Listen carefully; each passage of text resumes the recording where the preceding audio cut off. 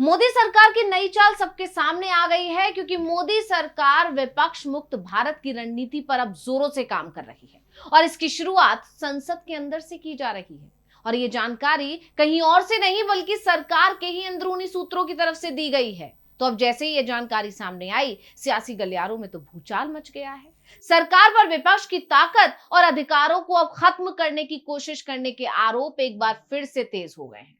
तो इस special report में हम यही जानेंगे कि आखिर सरकार की प्लानिंग क्या है, कैसे विपक्ष को दरकिनार करने की कोशिश कर रही है मोदी सरकार, और अगर सरकार इसमें कामयाब हुई तो इसका असर क्या होगा। नमस्कार, मैं हूं अंशिता। इस बार विपक्ष बहुत मजबूत है, आप सभी जानते हैं। खासकर 2024 के लोकसभा चुनावों के बाद जब बीजेपी को पूर्ण बहुमत नहीं मिला, देश में बैसाखियों पर टिकी हुई सरकार है, जिसको लेकर भी विपक्ष कई बार तंज कस चुका है। साथ ही राहुल गांधी तो ये तक दावा कर चुके हैं कि वो जब चाहें तब सरकार गिरा सकते हैं, और इसीलिए सरकार डरी हुई रहती है, सरकार दबाव में रहती है। सहयोगियों के आगे सरकार को झुकना पड़ता है, और क्योंकि सहयोगियों के तेवर सरकार के लिए भारी पड़ सकते हैं, ऐसे में सहयोगियों को मनाए रखने के लिए उसे कई बार वो बातें भी माननी पड़ती हैं जो विपक्ष चाहता है।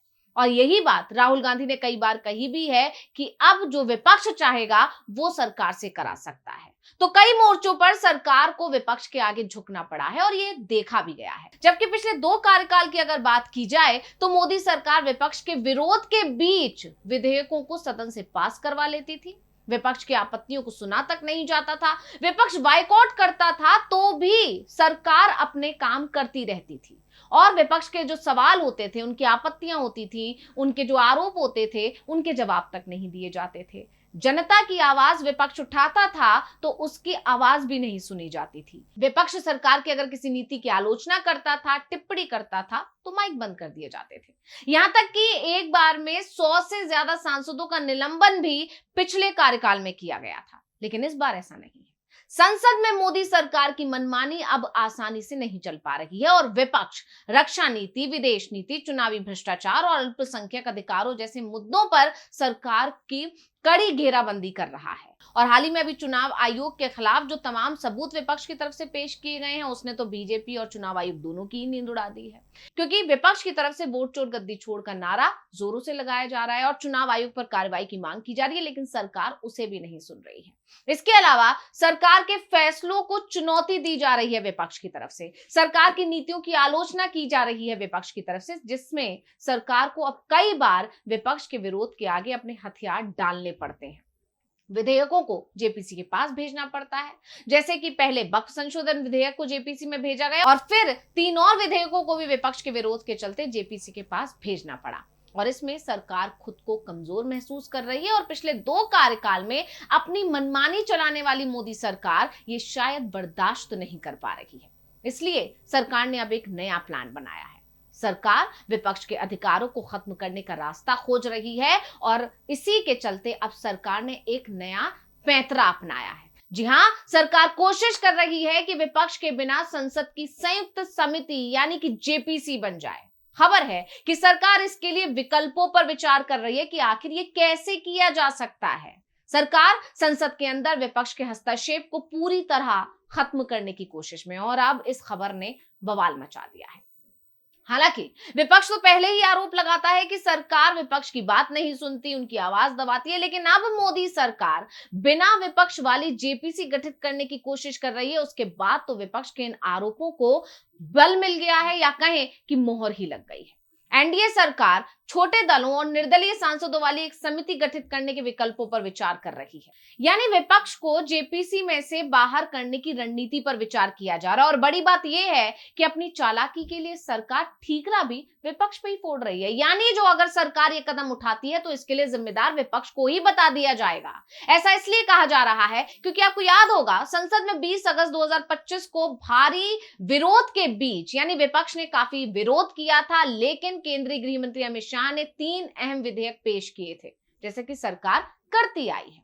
संविधान 130वां संशोधन विधेयक 2025, संघ राज्य क्षेत्र संशोधन विधेयक, 2025 और जम्मू कश्मीर पुनर्गठन संशोधन विधेयक 2025। इन 3 बिलों का मकसद है कि अगर कोई मंत्री, चाहे वो प्रधानमंत्री हो, मुख्यमंत्री हो, केंद्रीय हो या राज्य मंत्री हो, कम से कम 5 साल की सजा वाले अपराध में 30 दिन तक अगर लगातार जेल में रहता है तो उसकी कुर्सी छिन जाएगी।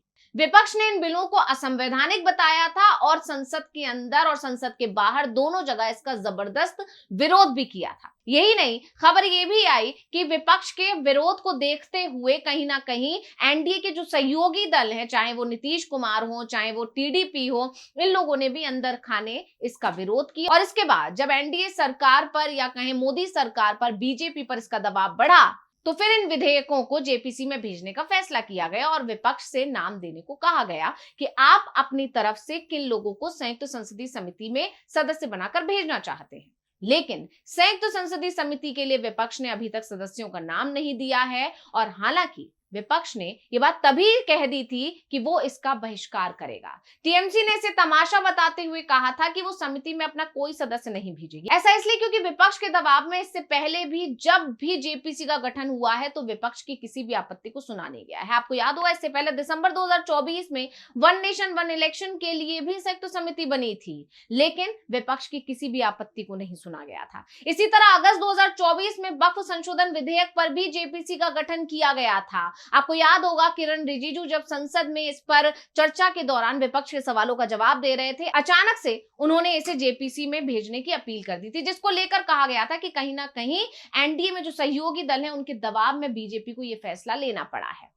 इसके बाद जब जेपीसी का गठन हुआ उसमें विपक्ष की किसी भी आपत्ति को नहीं सुना गया, ना ही जेपीसी की रिपोर्ट में उन्हें शामिल किया गया। यहां तक कि विपक्ष ने कई बार बैठकों का बहिष्कार भी किया जो जेपीसी की बैठकें रखी गई थी, लेकिन कोई फायदा नहीं हुआ। जब रिपोर्ट आई तो विपक्ष की किसी भी आपत्ति को उसमें शामिल नहीं किया गया था। इसलिए विपक्ष का कहना है कि जब उनकी बात सुनी ही नहीं जाती, तो उनकी आपत्तियों पर विचार ही नहीं किया जाता, तो सदस्य भेजने का क्या ही मतलब है।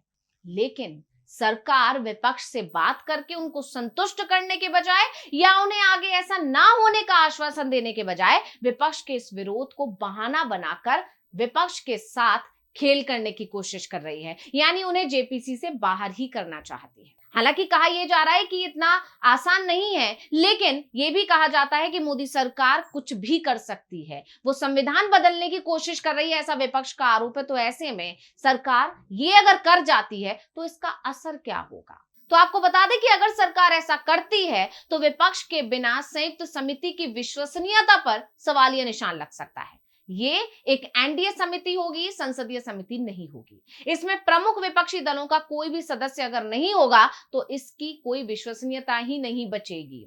और लेकिन सरकार ऐसा करने की कोशिश कर रही है क्योंकि इस समय एनडीए के पास 2/3 बहुमत नहीं है।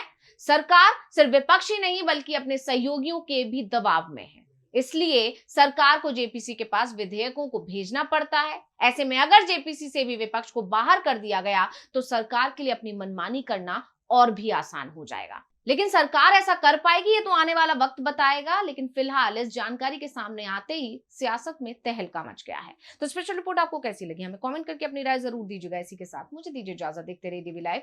नमस्कार।